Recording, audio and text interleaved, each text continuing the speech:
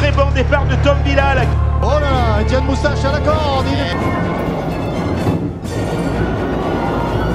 Étienne Moustache qui... Oh là, il attaque pour le freinage là, de Moustache.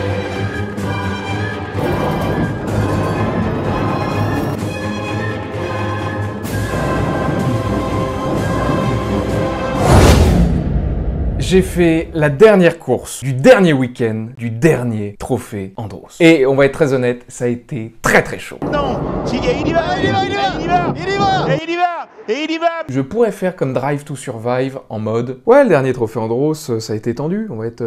Mais en fait, il n'y a personne là. Hein. Alors déjà, pour revenir, le trophée Andros, qu'est-ce que c'est? C'est une compétition qui a été créée par deux personnes, Max Mamers et Frédéric Gervoson. Max Mamers qui est un ancien pilote et qui organise beaucoup d'événements autour du monde automobile. Et Frédéric Gervoson, c'est le patron de Andros. Ça, c'est fort de fruits. Ce qui fait que si on associe les deux, un mec qui organise des trophées et un mec qui a la marque Andros, ça donne le trophée Andros. Ça, c'est fort de fruits. Putain, c'est pas con quand même, hein? Non, il y a toujours personne.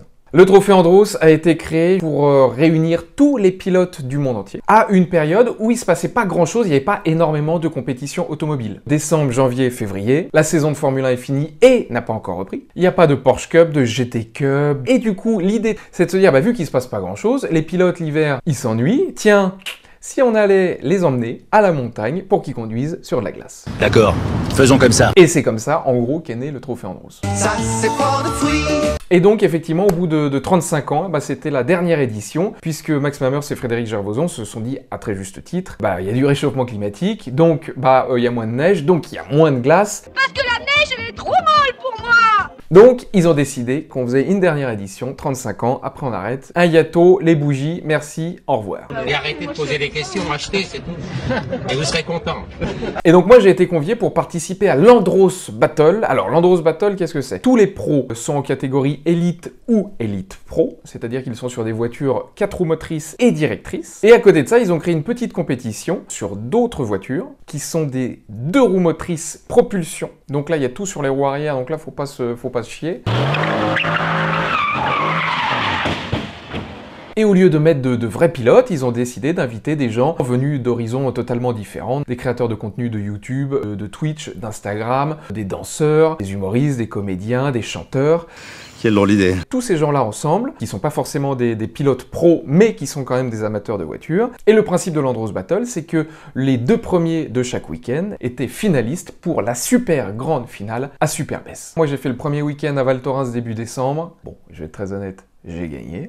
Donc premier qualifié officiellement pour la grande finale de Superbès le 27 janvier 2024, c'est Tom Villa d'Elitsa qui va prendre le dernier tour et Tom qui va passer lui le drapeau à damier. Et là franchement quand j'ai vu la finale à Superbès, je me suis dit waouh, ça va être très dur. En concurrent, j'avais Sylvain Lévy. Bonjour, c'est encore moi. Ex-Villebrequin qui accessoirement a gagné la première édition du Grand Prix Explorer. Sylvain qui va défendre. Allez, victoire. Qui a fait 2e à la 2e édition du Grand Prix Explorer. Et puis, c'est pas comme si c'était un hobby. Je veux dire, lui, les bagnoles, c'est son métier. On avait dit qu'on n'en parlait pas. Ouais. Deuxième concurrent, et pas des moindres, Étienne Moustache, qui a fait 3e à la première édition du Grand Prix Explorer, 3e à la 2e édition du Grand Prix Explorer. Les bagnoles, c'est son dada. J'ai dit les bagnoles, c'est son dada, on a le droit Eh oui, le café, c'est mon dada. Non, hein, on n'a pas le droit, d'accord. Il n'y a pas de souci. Étienne, qui justement s'était qualifié à Lens-en-Vercors le week-end d'avant Superbès, où franchement, il avait ni tout le monde. Moustache, il fait 3e au GP Explorer, donc le garçon il a un bon coup de volant. Impérial, le voilà, regardez, vous avez vu comme l'appel, contre-appel. Ah non, mais je vais être très honnête, hein, justement, il n'avait jamais fait de conduite sur glace. À la fin du week-end, on l'appelait Étienne le Norvégien. Étienne Moustakinen. Donc là, déjà, on a 2 sérieux concurrents, mais on s'arrête pas là. Ensuite, ils ont décidé d'inviter le chanteur Claudio Capéo. Claudio qui adore les bagnoles, qui est un peu foufou au volant d'une voiture, et je sais de quoi je parle. Mais lui, la pression... Et pour terminer cette liste des concurrents, on avait aussi le Pit Stop F1, alias Antoine Bedu, qui s'était qualifié en Andorre. Catsup, qui s'était qualifié elle aussi en Andorre et qui accessoirement a fait les 2 éditions du Grand Prix Explorer. Et pour terminer, Sacha Borg, qui s'était qualifié le même week-end que moi à Val Thorens, qui est un concurrent assez sérieux aussi. Enfin, sérieux, ça dépend quand, ça vous le verrez peut-être à la fin de la vidéo. Donc là, vous prenez tous ces gens-là qui sont très chauds au volant, vous les envoyez à Superbest et ça donne l'Andros Battle. Alors Superbest, déjà, juste pour vous resituer, c'est à 1200 mètres d'altitude, donc c'est pas extrêmement élevé. Donc ça veut dire qu'une année sur deux, il n'y a pas forcément beaucoup de neige. Par exemple, regardez, je vous montre des images de l'année dernière. C'est parti et c'est très bien parti pour Jimmy Clairet. Par contre, l'année d'avant... Et c'est parti avec un très bon départ d'Aurélien Panis. Bon, bah là, on est à Clermont-Ferrand. Et donc maintenant, je suis parti découvrir ma voiture pour le week-end. C'est le début de la journée, ça y est, on est changé. On a la combinaison de pilote, ça c'est bon. On va prendre un petit café et on va démarrer les essais chronométrés dans quelques minutes. Voici ma voiture, The Black One. C'est enregistré. C'est Claudio, c'est pas grave. Alors, le week-end pour l'Andros Battle allait se composer de la façon suivante. Une séance d'essai chronométré, donc c'était juste surtout pour reconnaître le circuit. On allait faire 3 tours. Ensuite, on avait une séance de qualification. Alors là, pareil, 3 tours chronométrés. Et ce qu'il faut savoir, c'est qu'au Trophée Andros, c'est l'ensemble des 3 tours qui comptent et non pas le meilleur des tours. Et ensuite, le week-end allait se terminer par la finale de l'Andros Battle, qui allait se dérouler sur 6 tours, où là, on allait être évidemment lancés tous ensemble.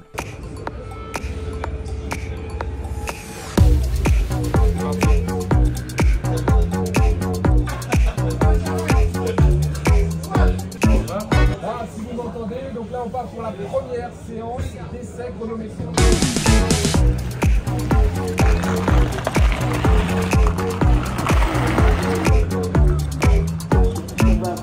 Je vais être très honnête avec vous, quand j'étais dans le baquet, en plus j'ai été le dernier des derniers à partir faire les essais chronométrés, donc j'entendais tous les commentateurs dans ma voiture. Superbe chrono réalisé par Claudio Capéo, 49-1 et 49-4 pour Sylvain, encore un en 49, Sacha Borg, et ça va être serré hein, les amis. Sylvain, qui n'avait jamais conduit la bagnole du Trophée Andros, qui n'avait jamais été sur le circuit de Superbest, et là à ce moment-là j'ai réalisé qu'il allait y avoir un très gros niveau. Bien que l'idée, on a cherché des chronos de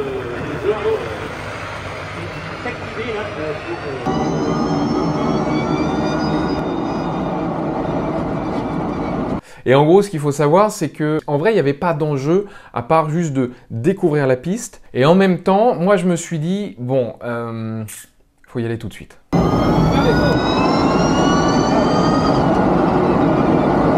Parce que sinon, je vais me faire bouffer, quoi. A few moments later. Je termine mes 3 tours et là je récupère Kevin, l'un des mécanos du Trophée Andros, qui remonte avec moi dans la bagnole. À ce moment-là, je ne sais pas combien j'ai fait.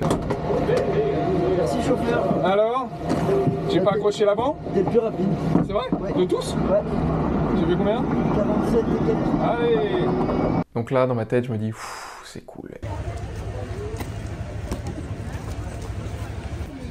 Evan? Bonsoir.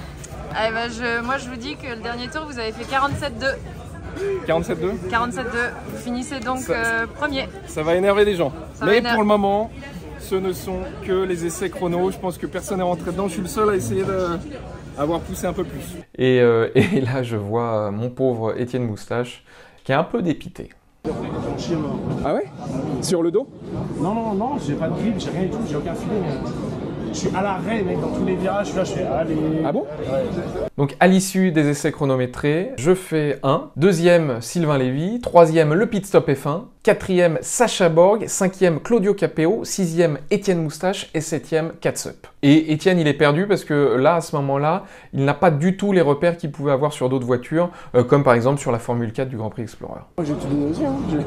Oui, mais c'est pas les qualifs. Là, il n'y a pas de points. Bah oui, mais je sais pas ce que je vais faire de plus. Hein. Je te jure, je suis là, je fais, bah, c'est chiant, j'ai pas de feeling, quoi. Mais c'est que le début de la journée. J'avoue que j'ai un peu attaqué les pneus. Ah oui, j'ai peut-être un peu accroché une meule de foin au passage. Ah ouais, mais... Léger. Ça va le faire, t'inquiète, tu vas tenir. Et les pneus, les pneus sont un peu attaqués quand même. Ah, les pneus, ouais, bah les pneus ont un peu pris, mais ça va. Donc là, les essais se passent et puis en fait, on enchaîne très rapidement avec les qualifications. Donc je suis un peu perdu parce que bon, je sais que j'ai bien roulé. Je m'en rends compte quand je vois la grille et le temps de tout le monde. Mais je me dis, moi, je sais que j'ai vraiment appuyé très fort. Si ça se trouve, tous les concurrents, ils en ont gardé sous le pied. Là, si ça se trouve, les autres, ils vont me pulvériser aux qualifications. Je suis dans la voiture et globalement, je me dis bon, essaie d'être régulier. Voilà, je sais très bien que la clé au trophée Andros, c'est la régularité. Allez.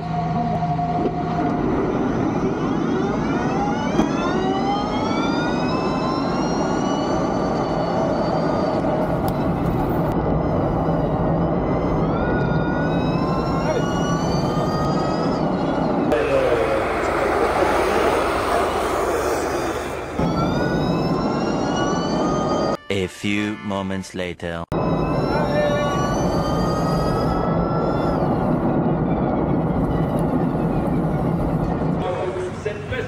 Je sors des qualifications, je récupère une fois de plus Kevin, le mécano, et je lui dis... Alors combien? J'ai pas entendu, on n'entend pas bien. Ah putain. Ah le suspense. C'est-à-dire que le chrono d'avant, limite, je m'en foutais de savoir. Là, celui-ci, il est très important, tu ne sais pas.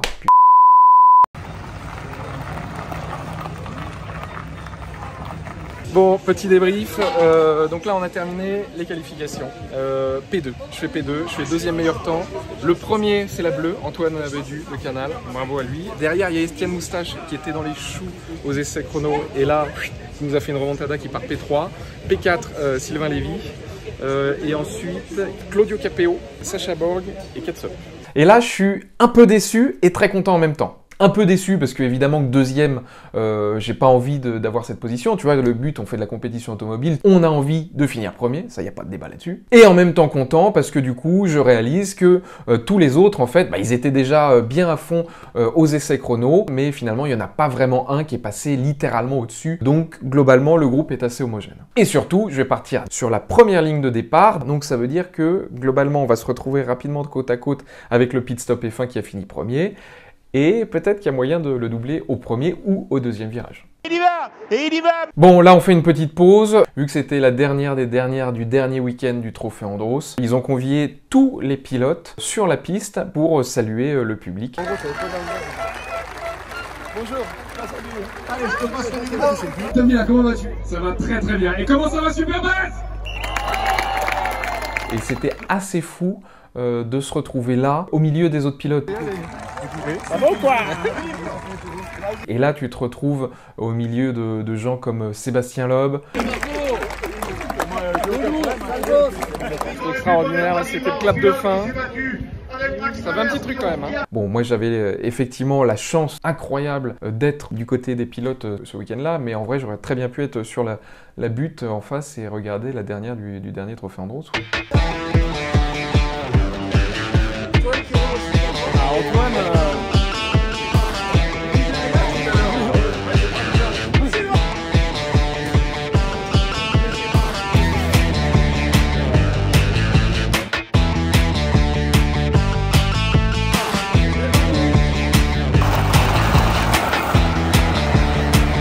Là, il est à peu près 16h, 16h30. On a de la chance, il fait très beau, trop beau peut-être, vous allez le voir pendant la course. Le soleil est bien là et parfois bah, on se le prend en pleine gueule. Donc là on arrive tranquillement sur la grille.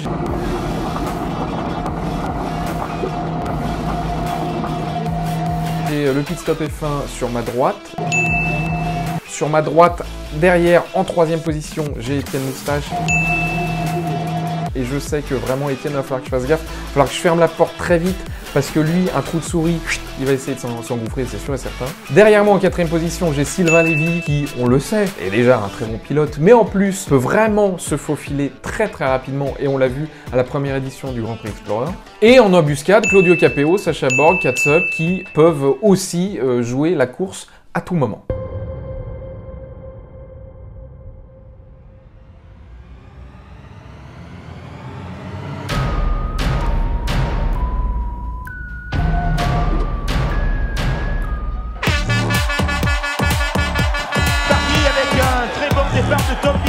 se rapproche tout de suite de le pit-stop, mais non, il va rester à la corde. Oh là là, Étienne Moustache à la corde. Ils vont rester côte à côte pendant 150 mètres, voilà. Et Xop a réussi à garder la tête devant Tom Villa à la deuxième place. Et on retrouve un petit peu plus loin Étienne Moustache qui... Oh là, il attaque, le freinage là de Moustache. Ah, il a freiné au panneau trop tard un peu là, donc il est obligé de faire attention. Ah, c'est du Franck Lagorce tout craché. Ouais, et derrière on a Claude Capéo qui tente un extérieur sur Étienne Moustache. Il faut dire que Claude Capéo, il est en pleine forme, hein. Il a chanté tout à l'heure, il a roulé beaucoup aujourd'hui, donc il est en forme, 4e pour l'instant. Vous voyez, le leader de cette finale a du mal à creuser l'écart là pour l'instant. Le pit. Oh là là là là, quel peloton, Philippe. Ouais, alors là il y en a 4 ensemble. Ah, il n'y a pas la seconde, hein. Il y a 6 dixièmes. Oh là là là, la Moustache encore. Eh ben oui, mais ça passe et pas. c'est Claudio Capéo qui tente l'extérieur, Philippe. Ah, il va y aller Claudio Capéo, mais pour l'instant les positions ne varient pas. Ça attaque de tous les côtés, mais il n'y a pas de place de gagner. Ça se resserre une nouvelle fois en tête avec toujours le pit-stop F1 qui est en tête devant Tom Villa et la Trophée Andros. Là, l'Oxam de Moustache et l'Invivo de Capéo. C'est le groupe de tête. Claudio Capéo un petit peu décroché. Et derrière, on retrouve l'Andros de Sylvain, me semble-t-il. Ensuite, Sacha Borg avec l'Andros Binuts et la motule de Katsup. Voilà pour l'instant le passage. Ouais, un petit drapeau jaune au fond là-bas. Ah, c'est donc une voiture qui est arrêtée au ralenti. Oui, la Binuts est au ralenti, j'ai l'impression. Ouais, je pense. J'ai l'impression que la Binuts est au ralenti. C'est Sacha Borg qui est au ralenti, lui qui s'était qualifié du côté de Val Thorens. Et devant, il n'arrive pas à creuser l'écart. Il y a toujours 6 dixièmes d'écart entre Canal Plus en tête et Trophée Andros de Tom Villa à la deuxième place. Il essaye, il va passer peut-être à la sortie de la grande courbe. Ah, c'est incroyable la bagarre qu'ils sont en train de se disputer tous les deux là. Pour l'instant, toujours à l'avantage de le pit-stop F1 qui garde l'avantage, mais pour rien du tout. Il y a 6 dixièmes et on s'aperçoit que par moment Tom Villa s'approche vraiment très près. Et Moustache qui suit. Il se dit bon, s'ils avaient la bonne idée de faire une petite erreur, moi je pourrais en profiter. Ah, ils sont collés serrés alors que Claude Capéo a perdu un petit peu de temps. Il a 3 secondes pratiquement de leader. Ah là devant, c'est extraordinaire. On les passe 3 premiers. Ouais. Ah là, les 3 premiers là, il y a. Ah ouais, la Moustache. Moustache qui attaque encore. Ah mais il en veut, Étienne Moustache. Il a peut-être trouvé la solution tout à l'heure. Il était moins à l'aise que sur la glace de l'Anse-en-Vercors la semaine dernière. Mais là, on a l'impression qu'il a trouvé une partie de la solution et qu'il est revenu pratiquement maintenant dans les roues de Tom Villa avec la voiture qui porte les couleurs du Trophée Andros. Mais devant, toujours pareil, le pit-stop F1 est largement, 6 dixièmes. Hein. C'est pas non plus trop grand, mais il maintient sa première place. Il fait aucune erreur. Et Moustache qui est en train d'attaquer de tous les instants, là, se rapproche une nouvelle fois de Tom Villa. Il est revenu à hauteur de Tom Villa et à mon avis, il va tout de suite aller lui porter une attaque. Ah oui, c'est intéressant, dans le gauche, Philippe, dans le gauche. Ah non, il était un peu loin. Allez, peut-être au freinage devant la butte publique, là, pour Tom Villa. Pour l'instant, devant, ça tient. Ah non, il a fermé la porte, Tom Villa, parce qu'il l'a vu revenir. Il a bien fermé la porte et il décroche. Étienne Moustache décroche dans la partie devant le public. Les deux voitures de tête, toujours ensemble, avec toujours le même écart. Il y a 7 dixièmes, donc presque rien entre les deux voitures de tête. Au prochain passage sur la ligne, nous allons rentrer dans le dernier tour de cette Andros Battle.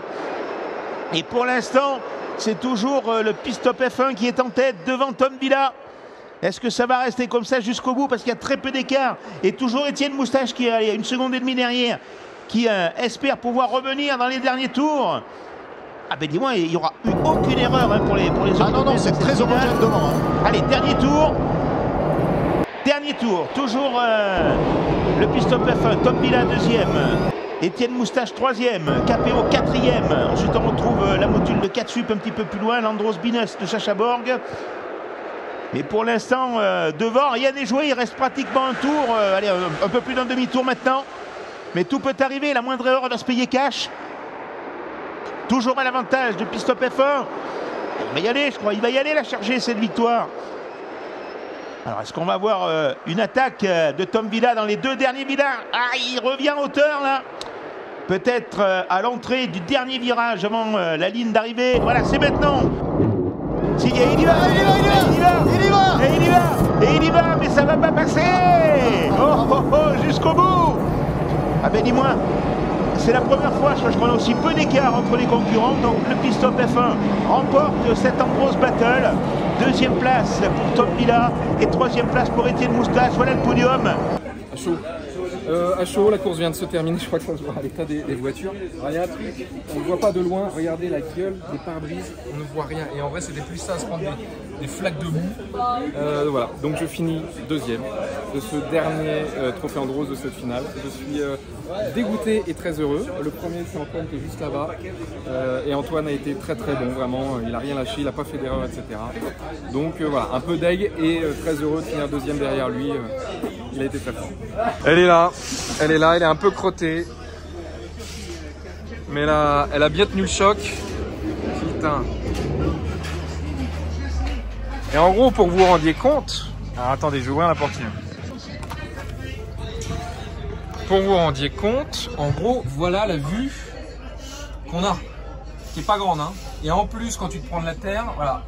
Et surtout, les voitures sont très très fragiles. Ça, faut vraiment pas l'oublier. Je le sais par expérience pour avoir déjà abîmé des voitures. Mais surtout, ce que je me disais, c'est qu'il faut finir la course. Parce que vraiment, un mauvais accrochage avec Antoine devant ou même avec Étienne derrière qui a été super parce que lui aussi, il a tenté des choses, mais il n'a pas fait n'importe quoi. En vrai, on aurait pu se foutre en l'air tous les deux, un tête à queue. Et là, soit au meilleur des cas, tu fais 5e, 6e, ou alors même la voiture est cassée et la course elle est terminée. Alors, il se trouve que ensuite il y a eu un petit accrochage entre... J'ai pas accroché, j'ai ripé entre Étienne Moustache et Sacha Borg. Enfin, quand je dis petit... C'est-à-dire la 5e d'écart entre le premier et le deuxième. Ça a été indécis jusqu'au bout. C'est même pas le tour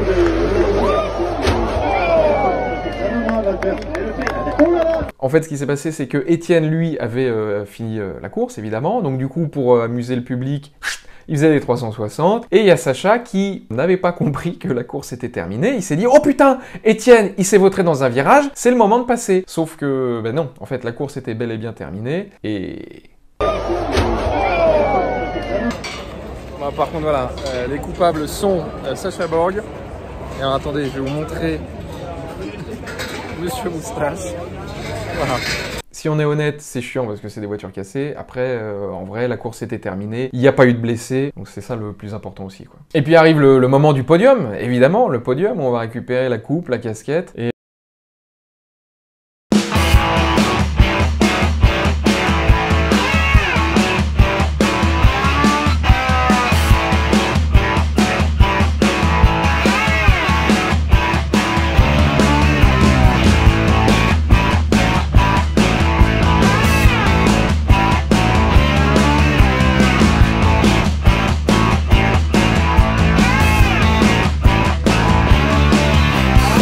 j'ai fini deuxième. Bon là, globalement, c'est une coupe Décathlon, 7 €. C'est les mêmes quand tu gagnes le tournoi de pétanque au camping.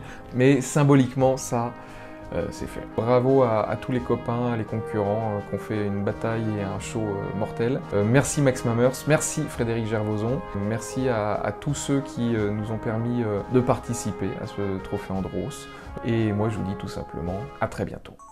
Je crois que ce signal-là, c'est vraiment le signal de dire « J'ai plus de batterie, faut terminer la vidéo ». Alors on termine.